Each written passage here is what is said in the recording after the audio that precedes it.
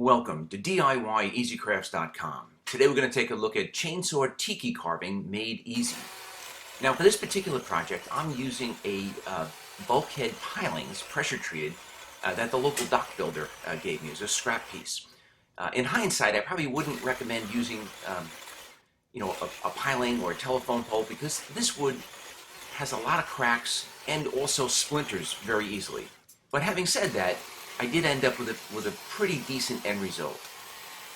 This is not going to be one of my standard videos where I narrate through the whole thing. I sped up the video a little bit, and I'm just going to let you sit back and watch the project.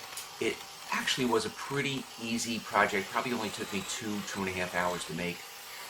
What I started doing was just working on the mouth area. I cut into the void and tried to get rid of some of the void, and then I used this chainsaw to remove as much of the excess material as possible. And then I used the same process for all of the other features.